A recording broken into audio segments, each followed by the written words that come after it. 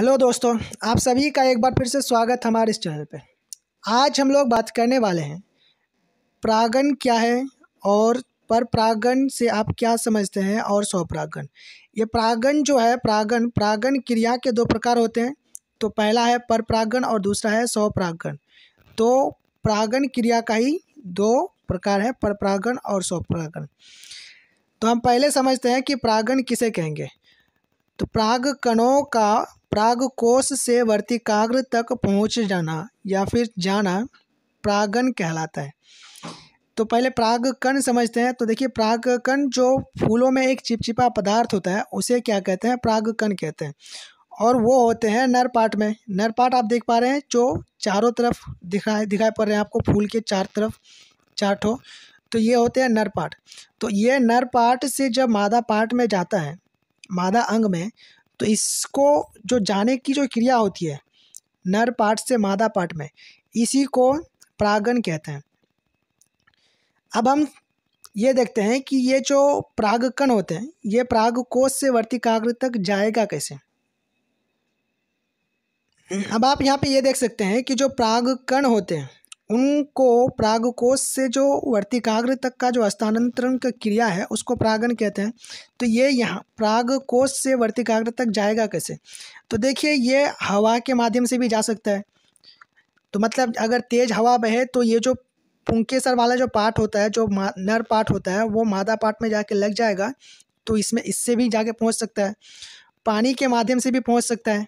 उसके बाद कीट जैसे मधुमक्खी हो गया, तितली हो गया, इनके माध्यम से भी जा सकता है। उनके बैठने पर वो जब हिलेंगे तब पहुंच सकते हैं।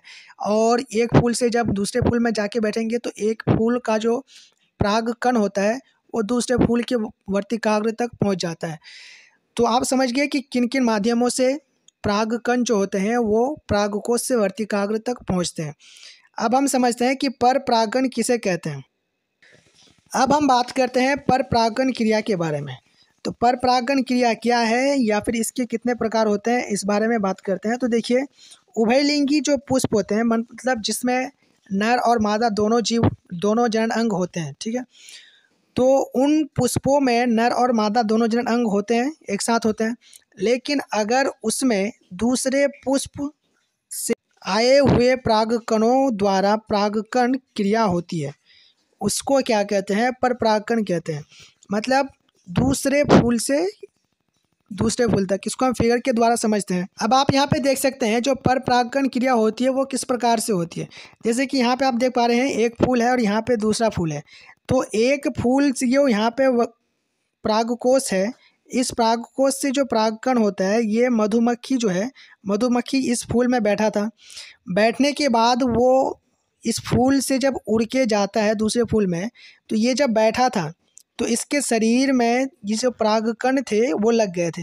अब दूसरे फूल में जाएंगे तो दूसरे फूल में जब जाके बैठेंगे तो उसके जो इस फूल के जो परागकण थे वो दूसरे फूल के वर्तिकाग्र में लग जाएंगे। अब हम समझते हैं स्वपरागण क्रिया किसे कहते हैं। अब आप यहाँ पे देख सकते हैं स्वपरागण किसे कहते हैं, यहाँ पे लिखा हुआ है स्वपरागण जब किसी पुष्प के परागकोश से परागकण उसी पुष्प के वर्तिकाग्र तक पहुंचता है तो उसे क्या कहते हैं? स्वपरागण कहते हैं। अब इसको हम फिगर के द्वारा समझते हैं। ये डेफिनेशन था, अब हम फिगर के द्वारा समझते हैं इसको। जैसे कि आप यहाँ पे स्वपरागण का फिगर देख सकते हैं। यहाँ पे आप देख पा रहे होंगे कि ये एक फूल है, उस फूल में ये परागकोश है यानी नर भाग है और ये मादा भाग पराग वर्तिकाग्र है। तो इस परागकण में, इस परागकोश में जो परागकण होते हैं, इन परागकणों का इस परागकोश से वर्तिकाग्र तक जाना, स्थानांतरण को क्या कहते हैं? स्वपरागण कहते हैं। मतलब एक ही फूल में जब परागकण वर्तिकाग्र तक पहुंचते हैं तो उसको क्या कहते हैं? स्वपरागण कहते हैं। मतलब स्व मतलब होता है खुद का, परागण तो आप लोग जानते हैं परागण क्रिया क्या होता है, अभी शुरू में ही पढ़े हम। तो आप लोग समझ गए कि स्वपरागण क्या होता है, पर परागण क्या होता है और परागण क्रिया क्या होती है और इसके कितने प्रकार होते हैं परागण क्रिया के। तो इसी तरह के जो इम्पोर्टेंट पॉइंट्स है 10th क्लास बोर्ड के लिए, तो उनको जानने के लिए आप हमारे इस चैनल को सब्सक्राइब कर लें ताकि जब भी हम कोई वीडियो अपलोड करें तो आप तक उसका नोटिफिकेशन पहुंच जाए और आप जो इम्पोर्टेंट पॉइंट्स हैं उनका तैयारी कर अच्छा मार्क्स लेके आएँ।